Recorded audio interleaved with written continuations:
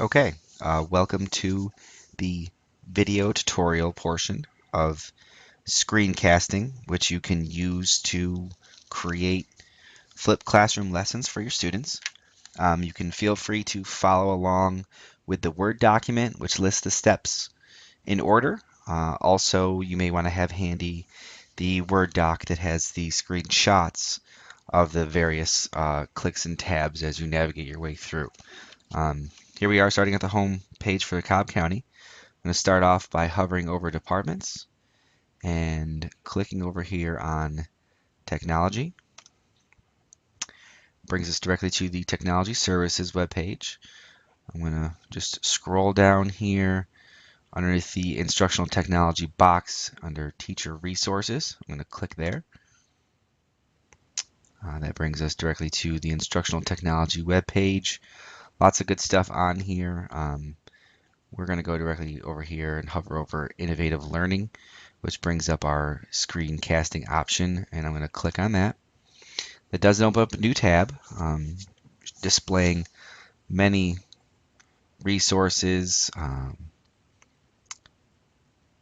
provided by the county. We've got our net standards for students and for teachers, administrators, and technology coaches, ISTE standards.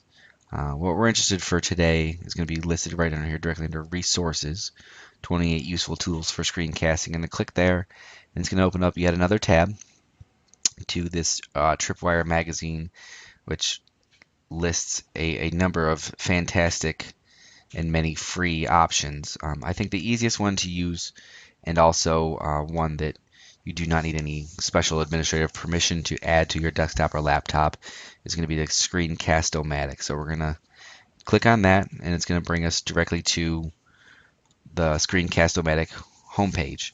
Now you can notice in the listed steps that you can go directly here, and that'll be the easiest way. But for those of you that are a little bit more beginners and want to know how these things come up, or also bookmark some of those Cobb County resources pages, such as the screencasting or the instructional technology web pages, I would highly recommend doing that. If you're using Chrome, you're going to just click on your little star up here and say, yes, we want to save that.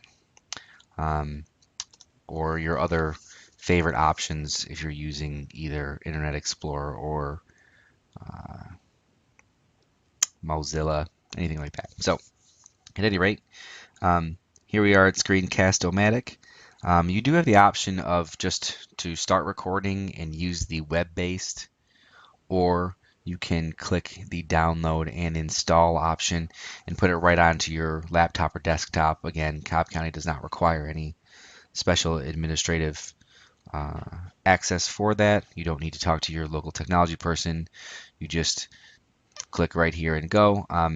If you follow along with both the Word document listing the step-by-step processes and the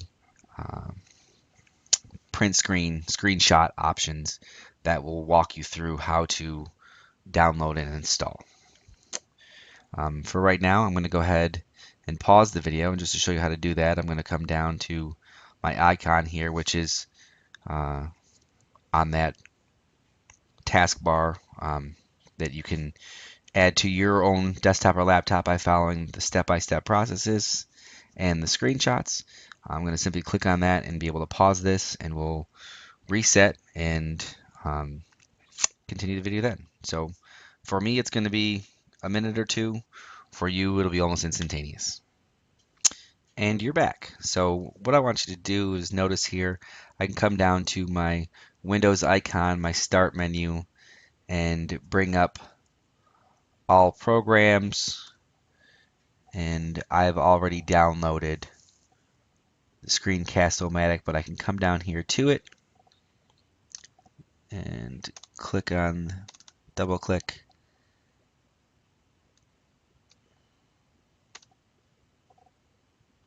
opening up the option here, and I would right click, and the options here to, I've already pinned, so it says unpinned, but for you, if you haven't done that yet, you'll say pin to the taskbar, or if I want to, I can also pin to my start menu. I'll go ahead and do that and show you that.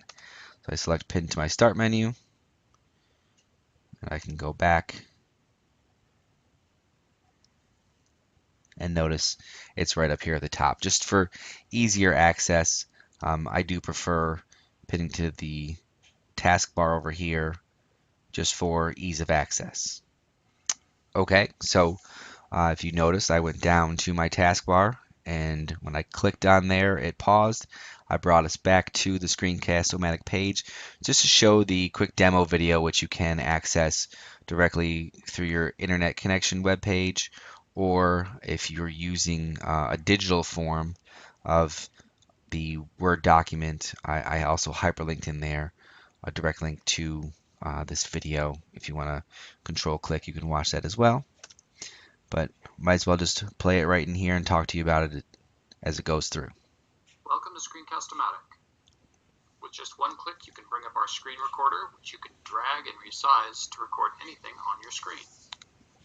You can also choose from some standard recording in sizes. The recording sizes, I went ahead and did full screen. I just find it easier to work with. You could use the smaller sizes if you only want your students to see certain things, if you wanted to hide some of your desktop. I'm going to talk about this for a second. If you're using your internal microphone, which is on the right-hand side underneath your power button on your laptop, there is no option here for adjusting the volume. I believe that's something that is restricted either by the laptop itself or through our technology services. I did already have an external Logitech headset, which you can see in my PowerPoint presentation. It was relatively inexpensive for me to buy, and I had purchased it for my grad school program already. Your school, as an individual basis, may have funds for you to acquire these things, although they're not necessary. They just make it a little bit more high quality. So as you start to go through and use these more often, you may be you may desire some of the advanced options. In addition to that, the Screencast-O-Matic is the free open source recording software that has some limitations, but again, the advantage is for the beginners. It's easy to use. It's very straightforward. Everything populates automatically for you. So that is the advantage you have with that. As you get more advanced, the Camtasia software, which again is outlined in my PowerPoint presentation, may be something that you, your department, and your local school may consider purchasing. All right, so I'll continue this video. If you'd like, you can also record from a webcam. When you're ready to start Again, speaking about the webcams, we don't have those in our work laptops. If your personal laptop has it, you could use that too if you wanted to show your face to the students.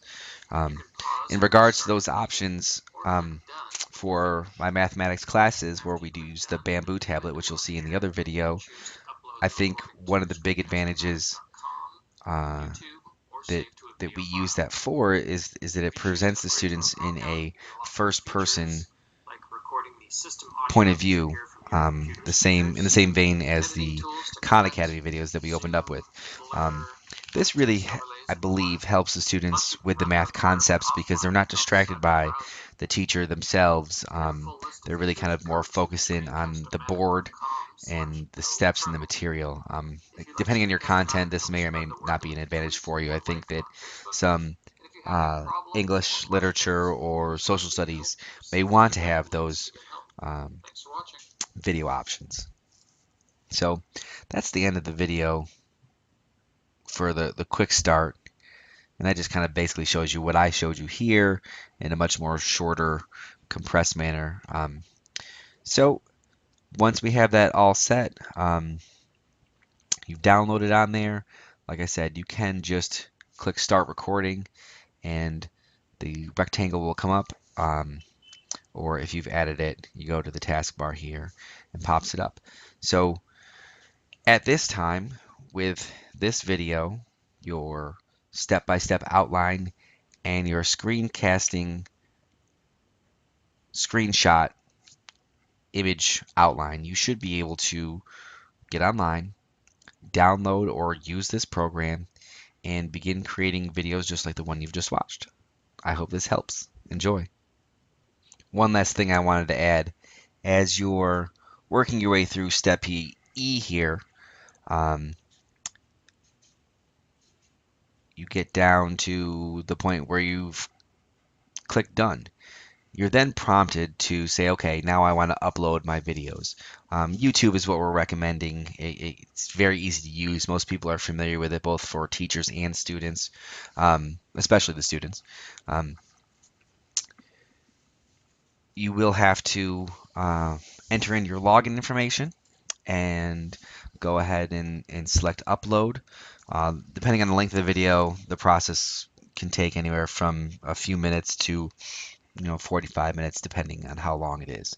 Um, for a 2-minute video, I think it took 45 seconds for it to upload. For this video, which is somewhere around 10-15 minutes, it may take a couple more minutes for it to complete its upload process. One tip, make sure that you are set to public. You'd hate to go through all this creation process and not have your students be able to access it. Always test the video out, make sure it played properly, make sure you like the way that it was produced and came out, and make any changes that you see fit. Um, so, again, good luck.